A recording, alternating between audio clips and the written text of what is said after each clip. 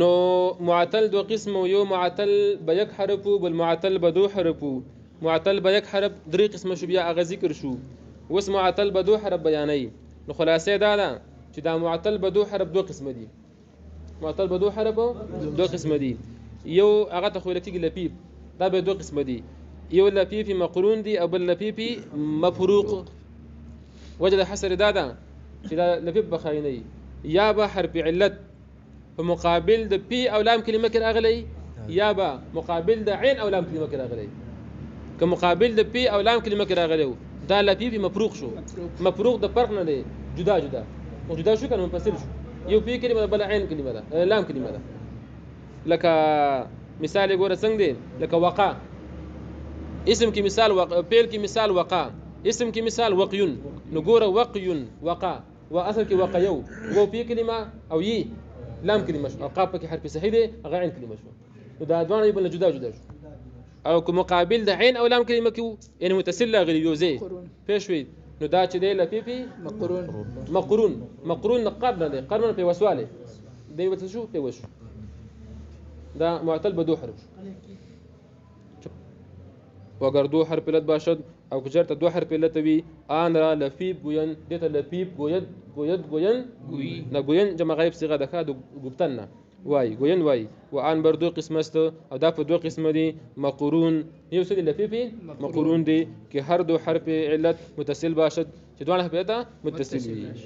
چون ګوره تووا لکه څه شو لکه تووا شو اصل کې تووا یو کا تووا یا نورد کوم څه لري نورد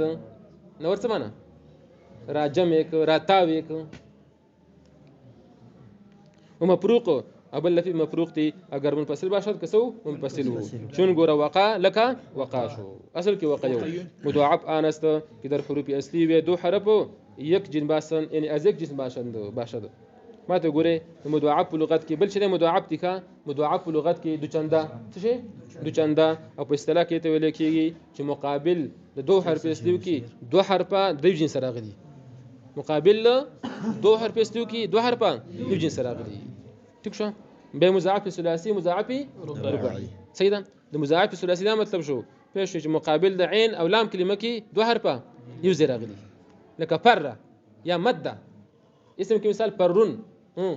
پېښوي او مدن اصل کې مدد او مددن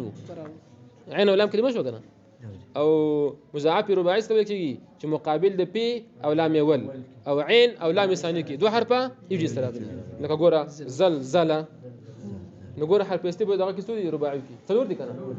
پی عین او دو لامه نو زلزله بر وزني فعلل هنا نو زي مقابل پی کې اوله پینا او دا بل زینه زلزله کنا ز ابل ز دغه مقابل لام اول کې صحیح شو او دا زلزله دا لام اول چې دی ګوره لام اول دا مقابل د عین کې صحیح شو او ابل لام چې دی اخیره کې چې راغلی دی دا مقابل د لام ثاني کې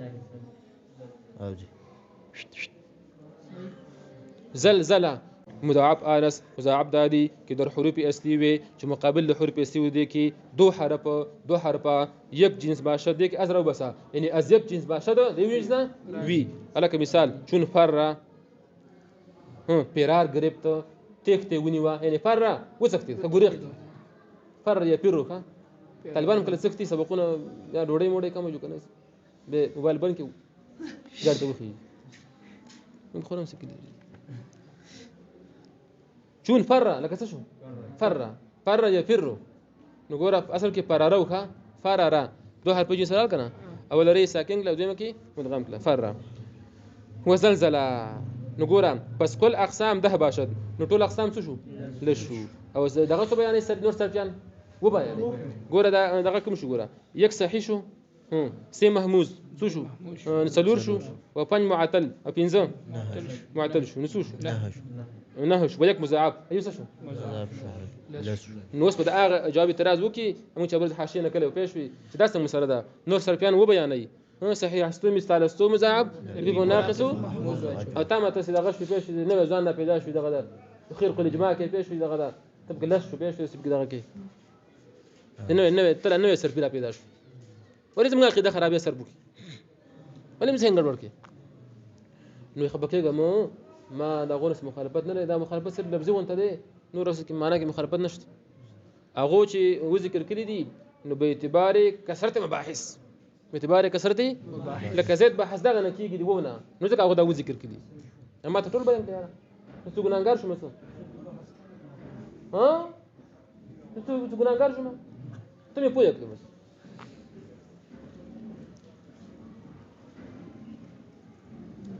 سرپیان نور سرپیان شې دی ګوره بسبب کثرت مباحث سرپیان بسبب کثرت مباحث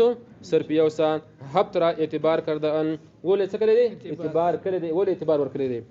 کې دارین بیت مذکورند چې په دې بیت کې ذکر شوی دی بیت صحیح حسو مثال حسو مضاعف لفیف ناقص محموز اجوب بس اسم برسی